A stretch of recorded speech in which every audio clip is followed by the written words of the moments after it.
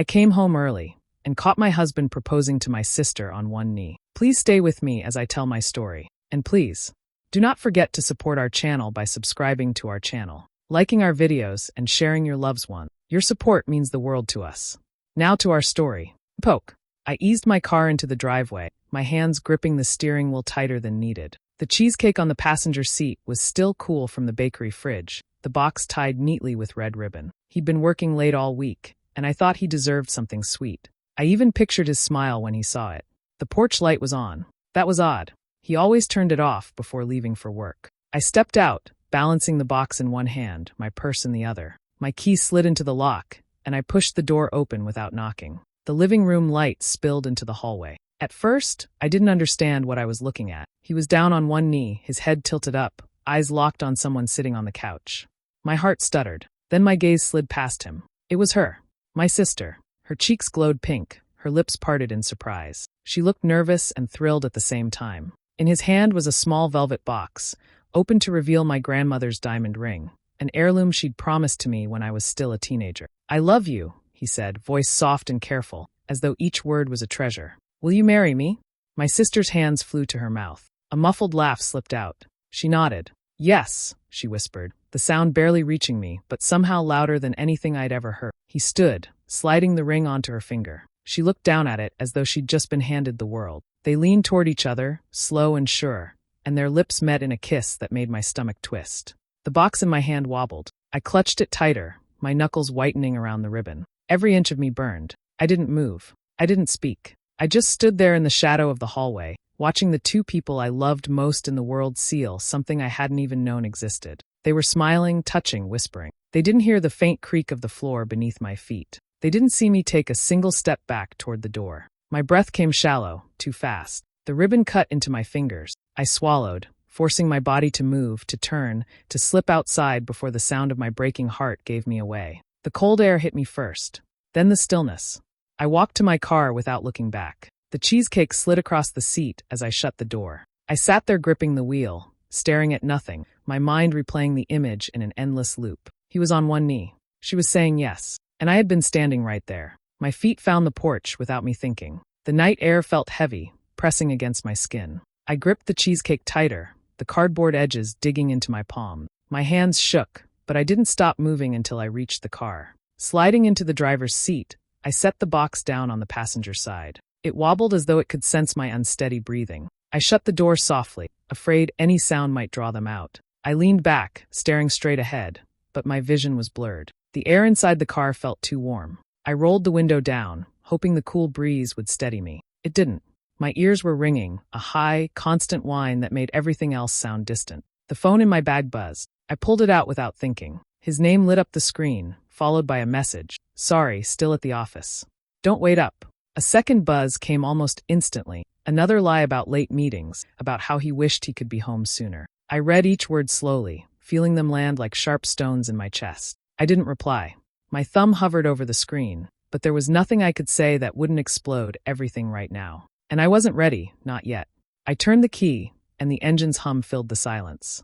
I pulled out of the driveway, headlights sweeping over the quiet street. I didn't have a destination. My hands turned the wheel without thought, left, right, then left again. Houses blurred past, their windows glowing gold. Somewhere, families were eating dinner, kids were laughing, dogs barking. Inside those walls, people trusted each other. My throat tightened. The ringing in my ears faded to the sound of my own breathing. It was shallow, uneven. My mind replayed flashes of the last 10 minutes, just enough to make my grip on the wheel harder. I saw her face, saw him looking at her, saw the small box in his hand. The image came without warning, each time sharper, each time colder. A part of me kept asking if I'd misunderstood. Maybe it wasn't what it looked like. Maybe there was an explanation. But the voice inside me, the one that always knew, was already answering. There was no mistake. The ache in my chest began to change. It shifted, burning hotter, sharper. My shoulders stiffened. My hands stopped shaking. The air felt different now. Streetlights flashed above me as I drove under them, one after another. My reflection in the rearview mirror didn't look like mine anymore.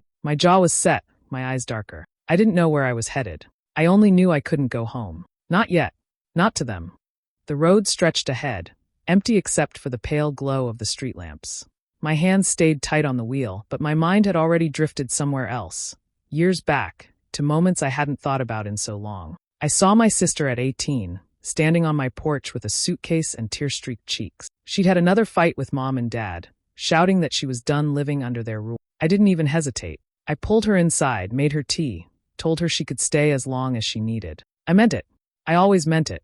Months later, when she couldn't find a job, I covered her rent. I skipped dinners out, sold a few pieces of furniture I didn't need, just so she could keep a roof over her head. She'd hugged me then, whispered she didn't know what she'd do without me. I'd believed her. I remembered the night I introduced her to him. It was at a friend's birthday party. She'd been shy, hanging near the wall, and I'd taken her hand, pulled her over, and said, "This is my sister. You'll love her." He'd smiled, she'd smiled back, and I thought it was sweet they got along. Back then, it felt like two parts of my life blending together perfectly. There had been so many family gatherings after that. Thanksgiving dinners, 4th of July barbecues, Christmas mornings. She'd always been there, sitting at our table, laughing at his jokes. I'd thought it was harmless. I'd thought I was lucky. Now every one of those memories twisted in my head. The times I defended her when other relatives complained about her being irresponsible. The nights I told him she just needed understanding, that she'd figure things out. I had been their shield, without even knowing I was protecting both of them. The double edge of it cut deep. 6 years with him. Every plan we made, every promise whispered in the dark, shredded in a moment. And she wasn't just a friend or a stranger. She was my only sister. The one person I thought would never stand on the other side of a line like that. It was strange how fast everything turned. The warmth of past holidays now felt cold, like watching old home movies knowing how the story ends. The smell of turkey, the sound of fireworks, the sight of the Christmas tree, it all felt poisoned, like something beautiful left out too long to rot. I gripped the steering wheel harder. Somewhere along the line, I had trusted both of them more than I trusted myself. I had let them into every corner of my life, certain they'd never use that closeness against me. But they had. And now, I couldn't think of a single memory that didn't feel like a lie. The next evening, I walked into my parents' dining room as if nothing had changed. The smell of roast chicken filled the air, voices overlapping from the kitchen. I kept my face steady, my steps even. No one could see the storm in my chest. They were already there. He sat beside her, leaning close, listening as she told some story to our cousin across the table. His laugh was easy, smooth, the same one he'd used on me countless times. Her hair was curled, her lipstick just a shade too red for a casual family dinner. I took my seat across from them. My mother asked if I'd like some wine. I said yes, smiling as though I had no reason to refuse. I watched him pour his drink, watched her take a slow sip from hers. The little details seemed louder now, the way they avoided looking at me too long, the slight curve of their lips when no one else was watching. Conversation moved from work to holiday plan. I nodded when asked questions, added polite comments, and let my eyes wander. Under the table, I saw his hand shift toward her. Her shoulders stiffened, then relaxed. Her lips parted just slightly as his fingers brushed her leg. It was quick, practiced, like they'd done it before. Heat rose in my chest, but I didn't flinch. I speared a piece of chicken, chewed slowly, and let them think I hadn't noticed. They wanted to believe they were clever, that their secret was safe. My father started talking about next summer's family trip. She leaned toward him, toward my husband, to share a private comment. He tilted his head to hear her, his arm resting just close enough for their sides to touch. It was almost nothing. Almost. But I saw it all. I studied them the way you study strangers in a crowded room, picking apart every movement, every They thought their small touches went unseen. They thought my quiet was ignorance. Plates were passed, jokes told, bread baskets emptied. I joined in when needed, even laughed once or twice at something my uncle said. I kept my tone light, my eyes calm. But inside, I was marking every second, every proof, every moment I could use later. When dessert came, she reached for the same fork as him. Their fingers brushed. She pulled away too fast, smiling into her lap. He smiled too, just barely, as though he couldn't help himself. I sipped my coffee, my own smile steady. Let them feel safe. Let them think they'd fooled me. Because the more they believed it, the better it would be when I showed them just how wrong they were. 2 mornings later, I waited until he left for work before moving through the house with purpose.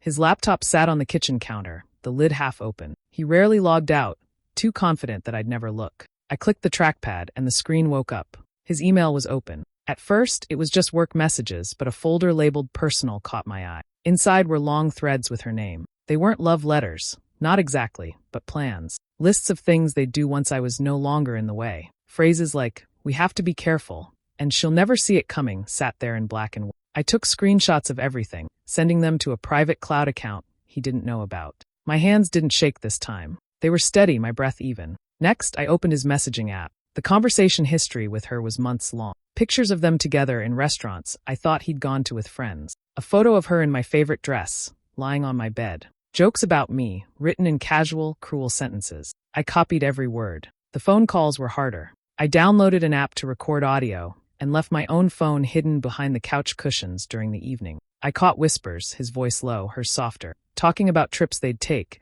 how soon they could make the switch. Once, I heard him tell her he'd already thought of a way to make me leave without messy scene. She laughed like it was the smartest thing she'd ever heard. I started checking the small details too. Bank statements, calendar notes, receipts in his jacket pocket. A hotel charge from a weekend. He claimed he was visiting an old college friend. 2 identical purchases of perfume, one I'd never received. The pattern became clear. They'd been building this for months, maybe longer. They weren't just sneaking around. They were planning a future together, one where I didn't exist. And they wanted to get there without looking like the villains. I took photos of everything, screens, receipts, notes in their handwriting. I stored them in 3 separate places, just in case. Every time I found something new, the pieces slid together like a puzzle I hadn't wanted to start. At night, lying beside him, I kept my breathing slow, pretending to sleep while his phone lit up with her name. I didn't touch it. I didn't need to. I already had more than enough. By the end of the week, my collection was neat, organized, and undeniable. They thought they were careful. They thought their secret lived in shadows. But now I had proof sharp enough to cut them both to pieces. I didn't confront him. Not yet.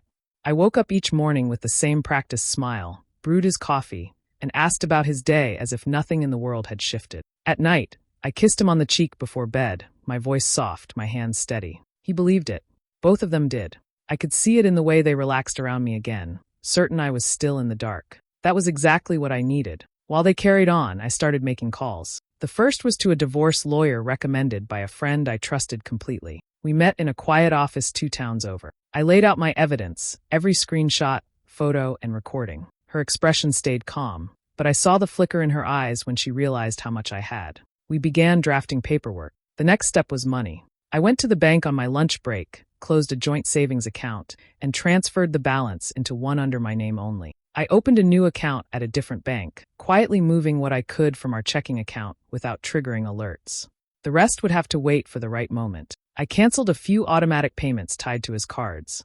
Nothing that would be noticed immediately, but enough to create small inconveniences later. I also changed the passwords to accounts in my name, locking him out of anything he might try to access when things fell apart.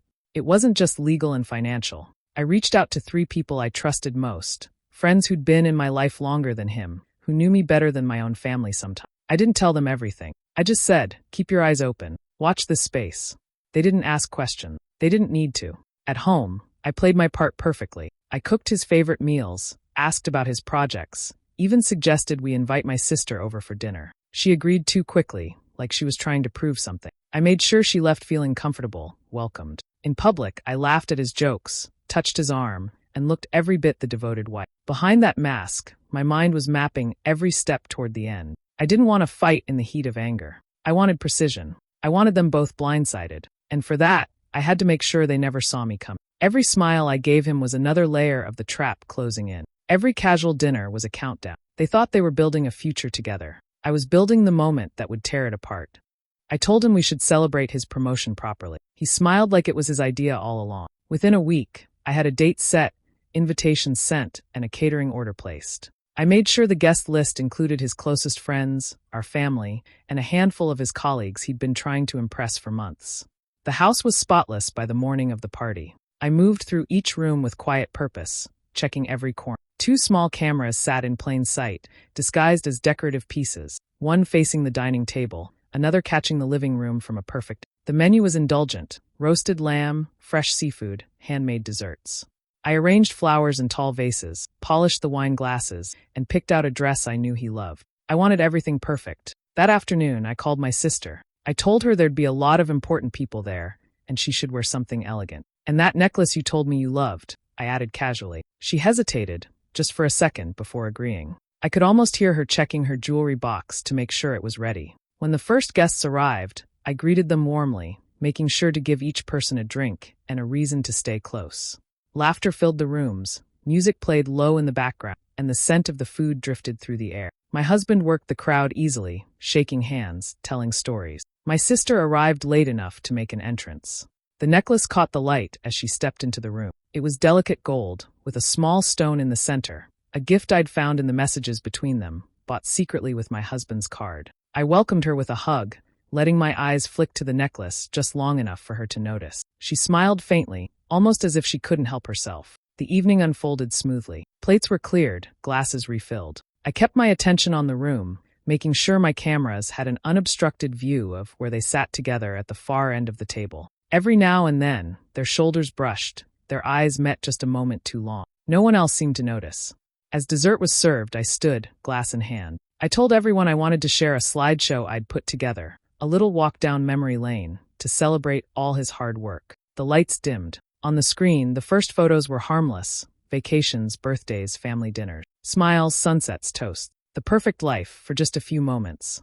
But that wouldn't last. The real show was about to start.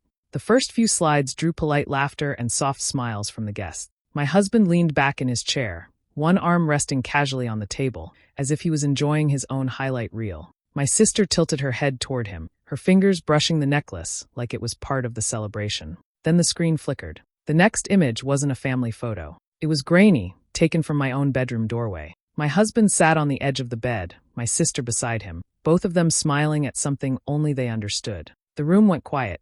The slideshow moved on. A clip played, his voice low but clear. "When she's gone, we can finally start our life." Her laugh followed, light and pleased. Gasps rippled across the table. Someone's fork clinked against a plate. My aunt's hand shot to her mouth. Another video rolled. This one showed them in my kitchen, the same space where we were eating now. His hands on her waist, her lips on his. They whispered about the ring, my grandmother's ring, and how perfect the proposal would be. I heard a chair scrape back. My sister's face had drained of color, her eyes darting from the screen to me and back again. She opened her mouth, but no words came. My husband's boss sat 3 seats down, stiff and silent, his eyes locked on the footage. A few of my husband's colleagues exchanged glances, their expressions sharp with judgment. The slideshow didn't stop. There were messages, photos, even a short clip of them in a hotel room, her wearing my dress. Every piece of proof I'd collected was there, each one cutting deeper than the last. My husband's jaw tightened, his hands flat on the table. "Turn it off," he said low and hard.